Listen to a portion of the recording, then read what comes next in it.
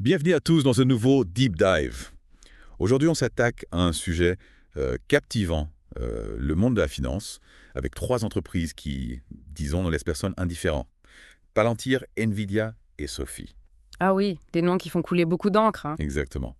Et pour cause, on attend des rapports financiers cruciaux qui pourraient faire exploser leurs actions ou les envoyer droit dans le mur. La tension est palpable.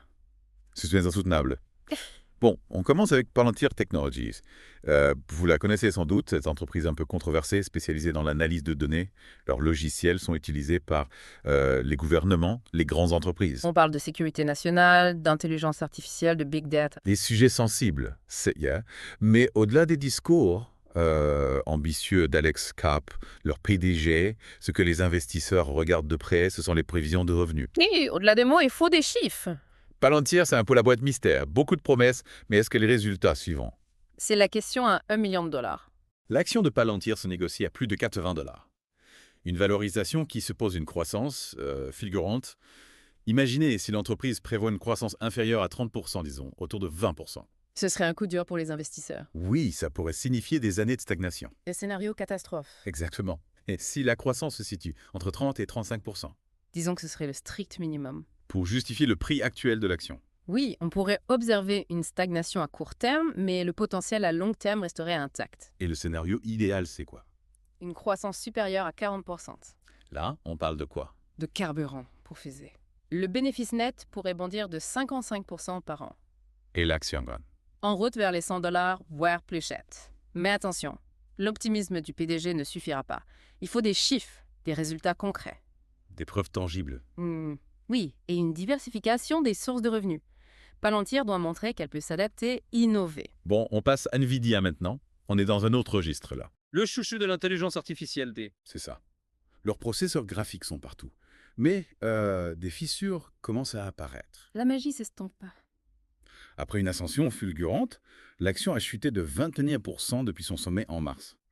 Ce qui inquiète, c'est le silence du PDG, Jensen Huang. Face au doute sur la demande. Il ne dit rien. C'est troublant, non? Oui, en période d'incertitude, la communication est essentielle. Jim Cramer, l'animateur de Mad Money, a parlé d'un silence assourdissant. Pourquoi ce manque de communication est-il si mal perçu?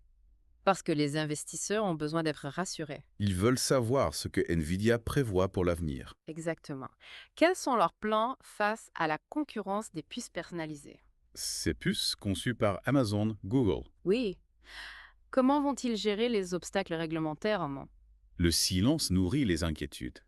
C'est inévitable. Et puis, on parle d'une possible réduction des dépenses de Meta en puces d'IA. Si un géant comme Meta réduit ses investissements. Un peu bon signe pour Nvidia. Non, c'est clair. Mais il y a aussi des arguments en faveur d'Nvidia. La demande en IA reste très forte. Oui, et la valorisation d'OpenAI, qui a levé 100 milliards de dollars, suggère que les dépenses en processeurs graphiques ne vont pas s'arrêter là. Nvidia peut encore tirer son épingle du jeu. Oui, mais ils doivent s'adapter, innover. Bon, on termine avec Sophie. Là, on est dans le domaine de la fintech. Le trublion qui veut révolutionner le monde bancaire. Sophie, c'est la croissance à tout prix. Il privilégie l'acquisition de nouveaux clients. Au détriment de la rentabilité à court terme. Exactement. C'est une stratégie qui divise. Certains investisseurs applaudissent, d'autres s'inquiètent. Le PBG, Anthony Noto, est convaincu que les profits suivront. Une fois qu'ils auront conquis une part de marché suffisante. C'est un pari audacieux. Est-ce que cette stratégie est viable à long terme, Tôt? C'est la question à 1 million de dollars. Sophie a enregistré une croissance impressionnante au dernier trimestre. Oui, mais les investisseurs attendent des preuves concrètes que cette croissance se traduira par des profits. C'est la clé. Alors qu'est-ce que Sophie nous réserve? Ils prévoient d'augmenter leur prévision de revenus de 10%, Ambitieux. de se lancer dans la crypto-monnaie Si les régulateurs le permettent. et de devenir un géant financier. Avec plus de 100 millions de membres d'ici 2030. Des ambitions colossales, ma. Est-ce réaliste? On en reparlera dans la suite de ce deep dive, ma. Reprenons notre analyse de Palantir. Ce qui rend cette entreprise si fascinante, c'est sa capacité à analyser des données complexes et à fournir des informations, décisives aux décideurs, notamment dans les domaines de la défense, de la sécurité nationale. Un monde de plus en plus incertain, des menaces qui évoluent sans cesse. Exactement. La demande pour ce type de technologie ne cesse de croître. Et Palantir se retrouve au cœur de ces enjeux géopolitiques. Cyberattaque, terrorisme, conflit armé. On parle de situations où chaque décision peut avoir des conséquences dramatiques. Mais on a parlé de l'importance croissante de l'intelligence artificielle. Palantir investit massivement dans ce domaine. Est-ce que c'est vraiment un avantage compétitif pour eux? C'est un pari sur l'avenir, mais un pari qui pourrait s'avérer très payant. L'IA est en train de révolutionner de nombreux secteurs et Palantir se positionne pour en tirer pleinement parti. Ils veulent être les leaders de l'IA appliquée à la sécurité. Oui, on peut le dire comme ça. Ils se concentrent sur des applications très spécifiques de l'IA, notamment dans le domaine de la prédiction des événements et de l'aide à la décision. Donnez-nous un exemple concret. Imaginez un algorithme capable de prédire les mouvements de troupes ennemies ou d'identifier les signes avant-coureurs d'une cyberattaque. C'est le genre de technologie que Palantir développe. Fascinant. Mais la concurrence est rude dans ce domaine. Google, Microsoft, Amazon. Ce sont des géants qui investissent des sommes colossales dans l'IA. Comment Palantir peut-elle rivaliser? C'est vrai, la concurrence est féroce. Mais Palantir a un atout majeur, son expertise dans le domaine de la sécurité nationale. Ils ont tissé des liens étroits avec les agences gouvernementales, les services de renseignement. Une expérience du terrain que les autres n'ont pas. Exactement. C'est une expertise que Google ou Amazon ne peuvent pas égaler du jour au lendemain. Revenons à Nvidia maintenant, et plus précisément à l'évolution du paysage de l'intelligence artificielle et de la fabrication de puces. On a parlé des puces conçues sur mesure par des géants comme Amazon et Google. Pouvez-vous nous expliquer plus en détail en quoi consiste cette menace pour Nvidia? Bien sûr. Quand on parle de puces custom designed, cela signifie que des entreprises comme Amazon construisent leurs propres processeurs d'IA à partir de zéro. Au lieu d'acheter des processeurs graphiques à Nvidia. Exactement. Ils développent des puces optimisées pour leurs besoins spécifiques. C'est une stratégie qui vise à réduire les coûts, j'imagine. Oui, et à gagner en performance. Donc si je comprends bien, Amazon pourrait potentiellement se passer complètement de Nvidia à l'avenir. C'est une possibilité, oui. Et Amazon n'est pas la seule entreprise à se lancer dans la conception de puces personnalisées. Google fait de même avec ses Tensor Processing Units. Les fameuses TPU. Oui, et Microsoft travaille également sur ses propres solutions. C'est une tendance lourde qui pourrait rebattre les cartes du marché de l'IA. Un vrai bouleversement en perspective. Et en plus de cette concurrence féroce, Nvidia doit aussi composer avec des obstacles réglementaires. Vous avez mentionné des restrictions à l'exportation vers certains pays. De quoi s'agit-il exactement? Il s'agit de mesures prises par certains gouvernements, notamment les États-Unis, pour limiter l'accès à des technologies sensibles.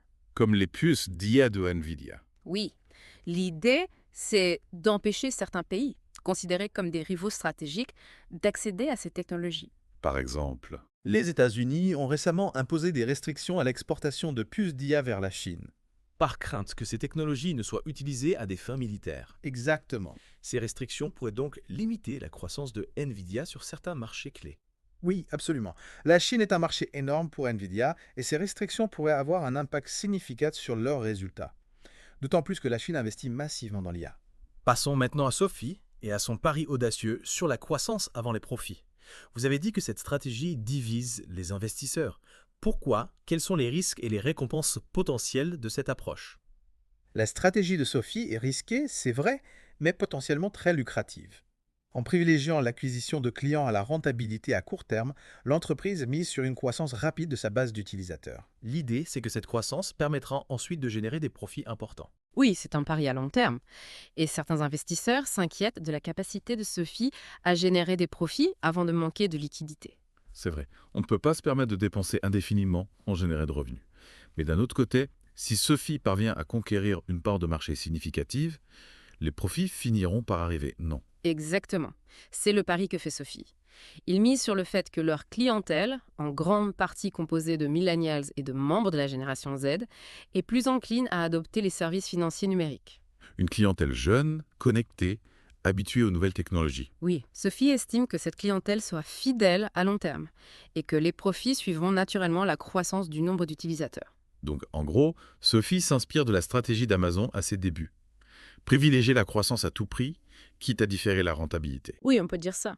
Amazon a mis des années à devenir rentable, mais sa domination du marché du commerce électronique lui permet aujourd'hui de générer des profits colossaux. Sophie espère reproduire ce succès dans le secteur financier. Mais attention, le secteur financier est très différent du commerce en ligne. C'est vrai, la concurrence est féroce, la réglementation est beaucoup plus stricte. Et on a parlé de leurs ambitions dans le domaine de la crypto-monnaie. Est-ce que ce n'est pas un peu risqué de se lancer dans un secteur aussi volatile? C'est vrai, le secteur de la crypto-monnaie est très spéculatif.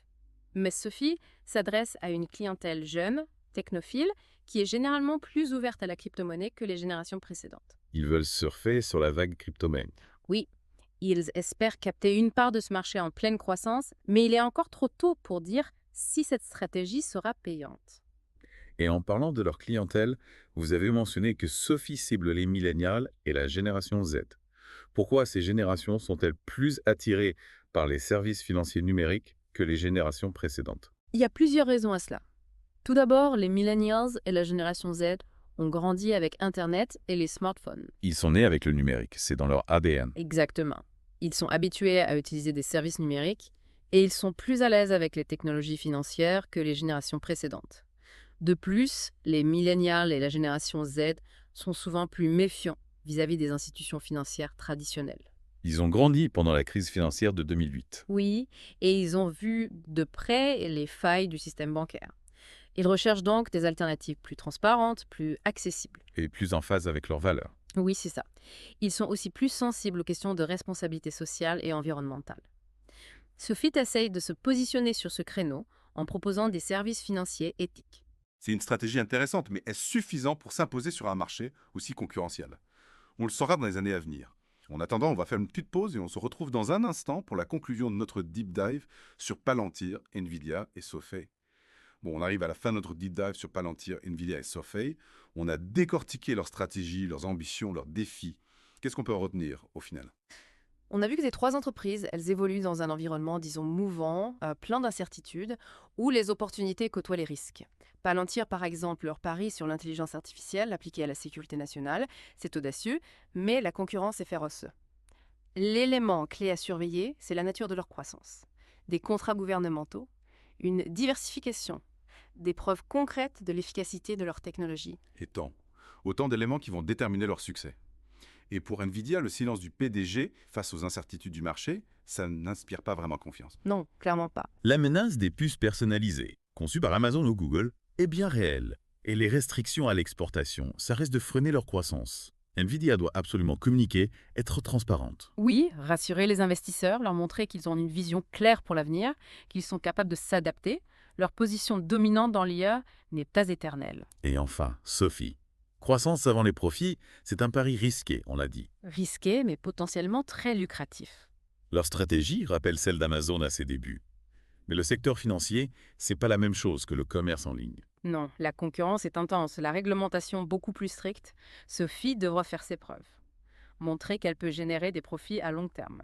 Cibler les millennials et la génération Z, c'est une bonne idée, mais ça ne suffit pas. Non, il faut innover, fidéliser et naviguer prudemment dans le monde de la crypto. En résumé, ces trois entreprises, elles ont un potentiel énorme, mais elles font face à des défis de taille. Leur succès dépendra de leur capacité à s'adapter, à innover, à prendre des décisions audacieuses, mais calculées. Un conseil pour les investisseurs qui nous écoutent? Restez informés, analysez les données, ne vous laissez pas emporter par l'enthousiasme ou la panique inversée. L'investissement, c'est un marathon, pas un sprint. Merci pour ces conseils avisés. Voilà, notre exploration de Palantir, Nvidia et Sophie touche à sa fin. On espère que ce deep dive vous a éclairé et vous a donné envie d'en savoir plus. Le monde de la finance est passionnant, complexe, en constante évolution. Continuez à explorer, à vous poser des questions. Exactement. Merci de nous avoir suivis et à bientôt pour un nouveau deep dive.